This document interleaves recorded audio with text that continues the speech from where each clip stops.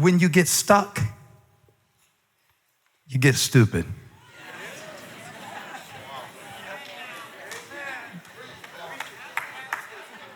I'm not saying you are stupid, but for me, some of the dumbest decisions I made was because I got sick of being stuck.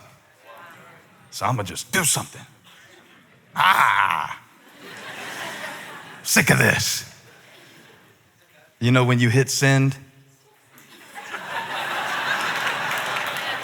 Oh no. Unsend, unsend, unsend, unsend. I'm gonna invent the unsend button.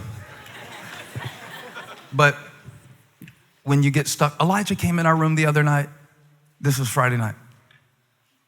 And we were both asleep. We were off duty on parenting for the night. And our office hours are, 7 a.m. to 5 p.m. And it's off duty. And he comes in the room laughing, and we were both asleep. And he's like, "You're not gonna believe this." He's laughing. And he had gym shorts, mesh elevation youth champion gym shorts hanging from his braces. He said, "Get it off, get it off." And I was going to, right? But I said, "First, let me get a video." Real quick, let me show you this. Shh, listen. It's stuck on my teeth. I just pulled my whole brace out. It did. Yes, look. Bruh.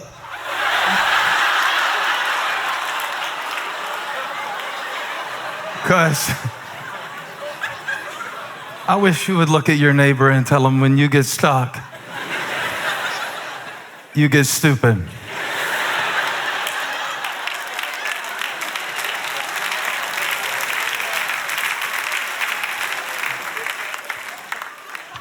Maybe don't date anybody for 6 months until you heal from the last heartbreak. Because when you get, I'm in Exodus 14. When you get stuck, you reach for stuff. You reach for the stuff that you flushed. When you get stuck, when you get lonely, when you get hungry, when you get tired, when you get stuck, now I got the whole thing hanging out my mouth. Now I got a rainbow vacuum cleaner. Now I got a timeshare. When you get stuck,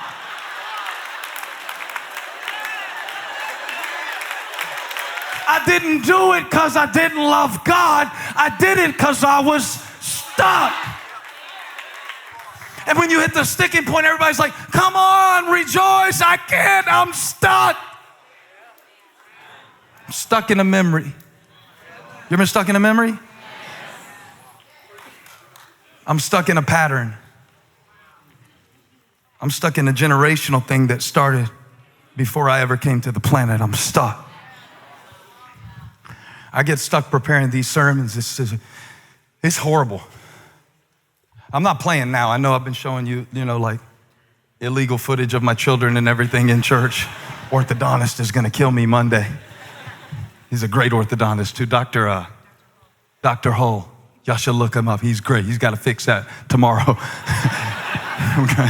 We're gonna have some business for him. But when I get to prepare these sermons, I get stuck. And it's horrible because the sticking point, it makes me want to just like give up on everything I've worked on. Please don't think that I'm preaching to you about preaching. That's too meta.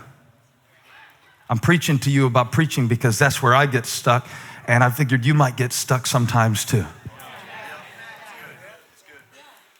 I mean, when I go to prepare, it'll just be moments where none of it makes sense. For everybody that's like 40 and older, like when you had antennas on the TV and you could see the station, but not fully, because you were watching your neighbor's HBO before you got saved, before BC. It's under the blood now. But it'll scramble. And I won't even know where to start. I'll be like, oh, I don't know what to say. I'm preaching about Moses coming through the Red Sea, and I already preached about that before. They already know they got through the Red Sea, so this spoiler alert will be interesting. So maybe I should start it with Abraham, because it's Abraham, Isaac, Jacob, and then Joseph went to Egypt, and he never meant to get trapped in Egypt. He went there to get food, but sometimes you get trapped where you went to get food, and sometimes the place where you go to survive is a place where you get stuck. Maybe I should start there. But I already preached that a couple weeks ago, and they probably remember that, because they come every week. They don't ever miss. That's about the burning bush, because he went to the burning bush and the bush was burning up, but it wasn't burn up. It would just burn. It wouldn't burn up. And maybe that's like us inside. Sometimes when your presence comes and our passion stays alive, even though we go through stuff and we burn, but we don't burn up. And the proof of your presence is the fact that we're on fire, but we stay on fire even though we go through all kinds of hell. How should do that? I'm talking about the bricks and the straw, because, it's really good to be talking about how sometimes you have all the mud, but you don't have the straw, and so you got to go get your own straw. And you didn't have a dad, so you try to be a dad, and you don't have what you need to be what you're trying to be, and the devil uses that as condemnation, try to keep you stuck in slave. And then after that, man, I'm like, oh my God, I need a nap. And I would just feel like I don't know where to preach this sermon on Sunday. And I'm stuck. And I get so stuck, I don't want to say anything. How y'all doing? Praise the Lord. And I figure you get stuck too. Even if you don't preach sermons, I figure you go, I got to have this meeting at the kid's school, and I want to go down there and talk to the principal, because I don't think the principal's being fair to my kid, but I don't teach my kids sometimes that people aren't fair in life. Sometimes you got to let them go through things. Maybe they need to learn how that. I figure you get stuck sometimes. I figure you get stuck too sometimes. It's a sticking point. And this is not the first time that you've been stuck. And this is not the first time Moses was stuck. And that's the good thing about it. If he did it before, I just want to keep you breathing today, because I know you've been stuck. If he did it before, see, we get stuck not always at the external circumstance. Sometimes we get stuck in ourselves. Sometimes stuck is a state of mind. Chicago is a nice city, but you weren't supposed to be in Chicago. Sometimes we get stuck not in where we are, but where we were supposed to be in our plan for our life.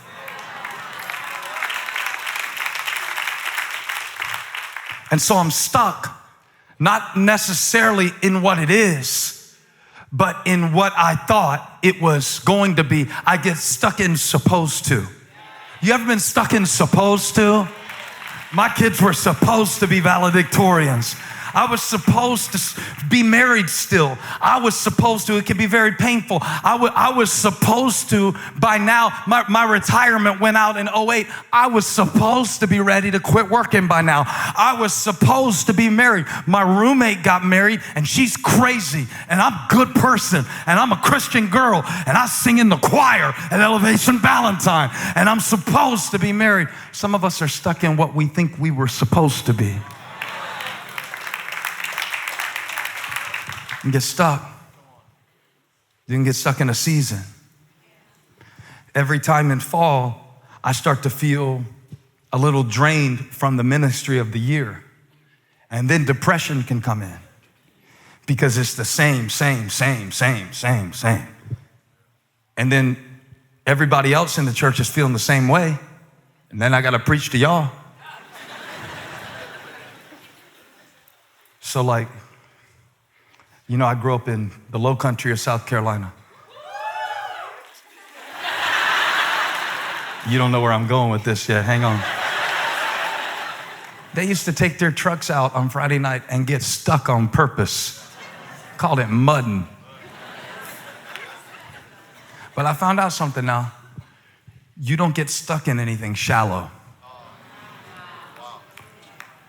If you feel stuck, that means you're in the deep stuff. Maybe God is doing something deep in your life when you feel stuck.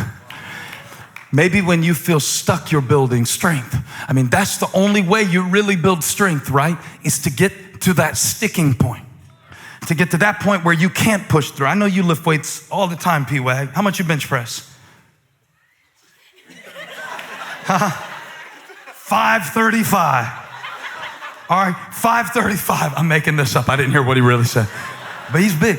And he's in there I used to have this spotter in high school. I didn't bench press 535, but he would stand over me, and the moment I started to struggle, he would just lift the whole weight off of me.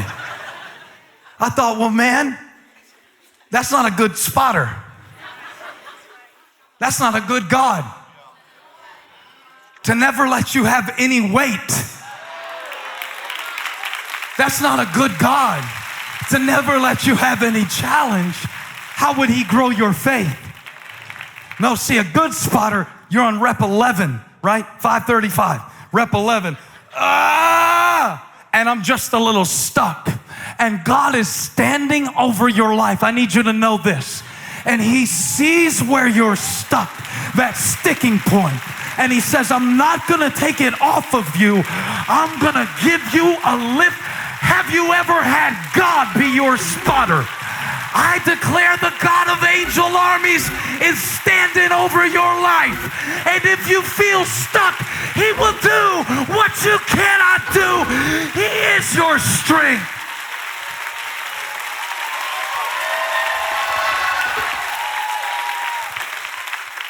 He knows how to get me past the point where I'm stuck. But now watch this. You may not like this. The first sticking point that Moses encountered was not Pharaoh.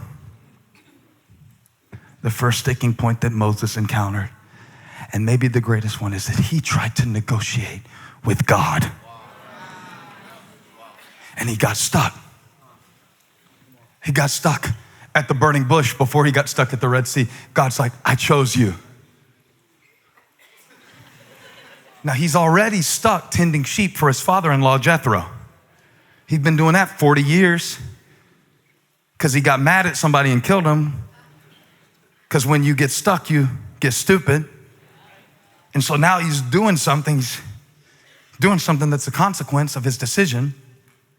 And then the Lord speaks to him. He's like, I chose you. Go to Pharaoh and tell him, let my people go, with the hand motions. Did you go to Bible school? Pharaoh. Okay. And so Moses is stuck. He's like, give me chapter 4, verse 1, Exodus 4, verse 1. I need to show this. Because you might be stuck in yourself. He said, but behold, they will not believe me. But you hadn't even talked to them yet. Or listen to my voice, for they will say, the Lord did not appear to you. Now there's two things about this that are wrong. One is on other people, and two, it's about a future event. You can't control either.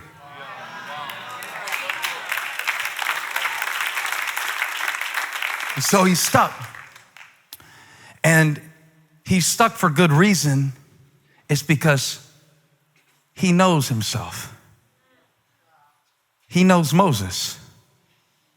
You know you. And to negotiate with God is usually like, nah, I better not try that. So I'm stuck in myself. And he's already, isn't this crazy? He's telling himself a story of what's gonna happen. You ever been stuck in a story of what's going to happen?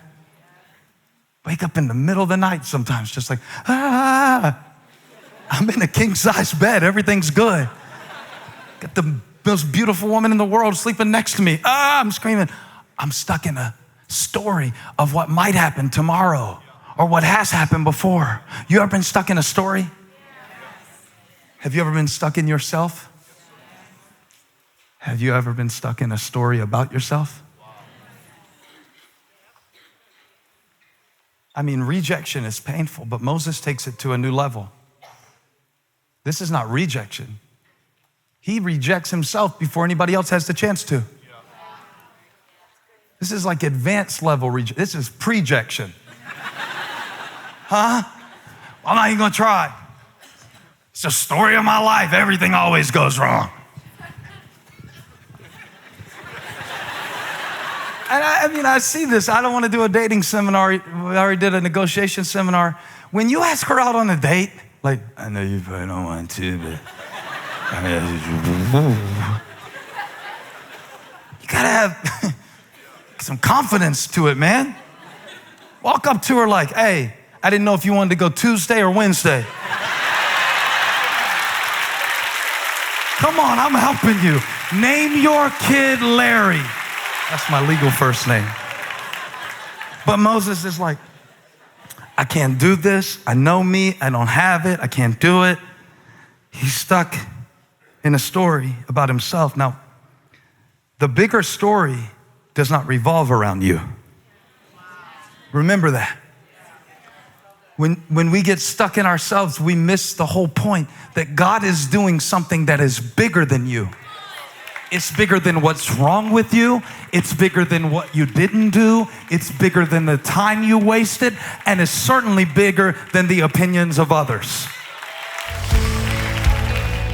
Hey, thank you for watching. Make sure you subscribe to this channel so you don't miss a single video or live stream. And share this video with a friend. And don't forget, you can join me live every Sunday. Thanks again for watching.